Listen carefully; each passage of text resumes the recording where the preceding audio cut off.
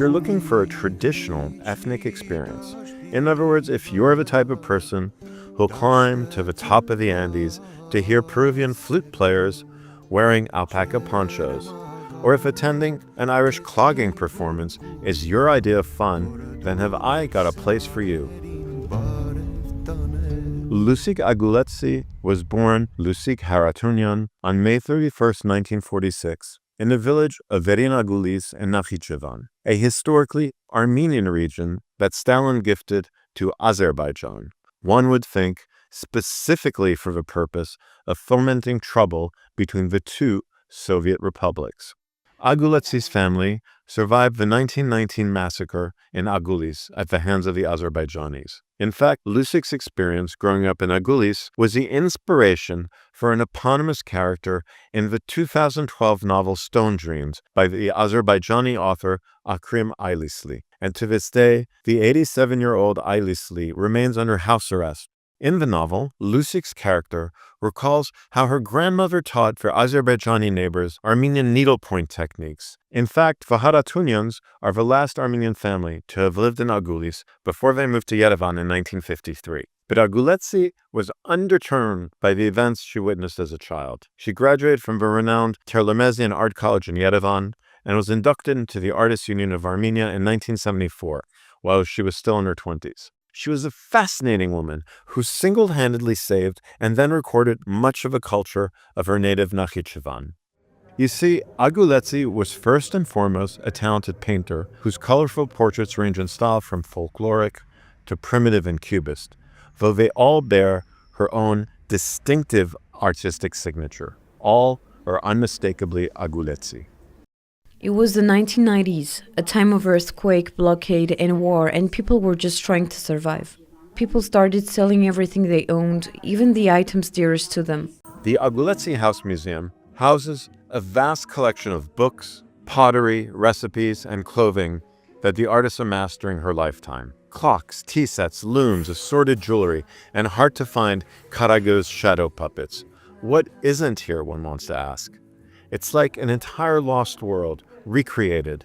However, what this brave woman prized most was fashion. She was a real clothes horse in the best sense of the term. And at a time when Armenia was being Sovietized and modernized to try to match Western living standards, Aguletsi was known for proudly walking down the streets of Yerevan wearing traditional Armenian clothing and jewelry. The local daraz, or regional dresses, have become the property of dance groups and museums. But for Lusik, this was everyday wear, intentionally kept alive. This is a dress from the Syunik Artsakh region. It's an original, by the way. Pay attention to the patterns on the sleeves. They also used to wear blue and red.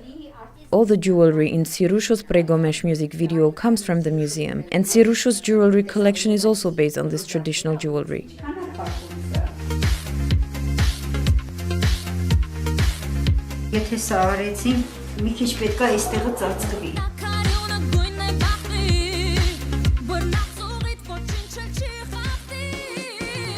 Unlike some of the other house museums in Armenia, which were built for an artist or writer after they had passed away, Aguletsi lived most of her adult life right here in his beautiful wooden Caucasian-style balconied home. The house she spent her life in was a museum. She lived in the museum. I imagine how cautious, careful one should have been. It goes without saying that we had to be careful with items, but she didn't obsess over them. How much we used them, clothing or jewelry, the happier she was. During the dark and cold years, when we had no electricity, we used these lamps. In addition to Aguletsi's own creations, the museum also has folk costumes and dresses on display, as well as jewelry, decorative elements, and even weapons going back hundreds of years. Some were brought from Nakhichevan by different people, while the rest hail from various regions of Armenia. This one is from Western Armenia. I immediately felt it, understood it, but don't know how. Every apron had its own belt to go with it. Another example, in Khotorjur, women used to wear jackets, but in Van, jackets were not popular. For example, this piece is a woman's tiara from Aguletsi. There are some stylized dresses as well. Besides Dada's dresses, see how she adds a silver button and knitted fabric to this ordinary shoe and creates a new style. And this is one of my favorite items in a museum.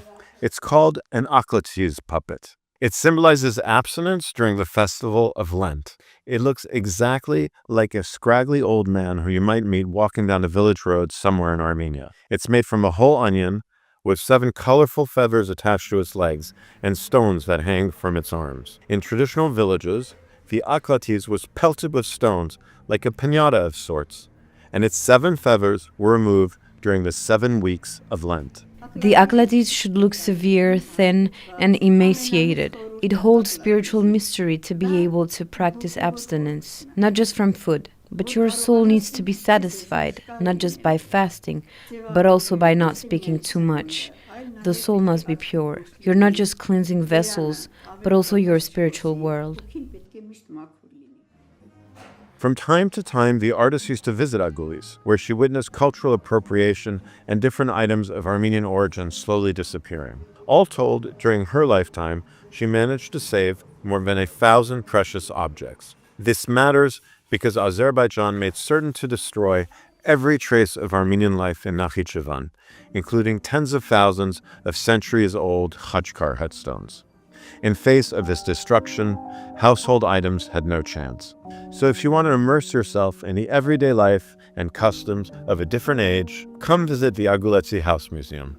Lusik Aguletsi died on July 13, 2018, at the age of 72. But her unique legacy lives on here in the heart of Yerevan, a testament to her indomitable spirit.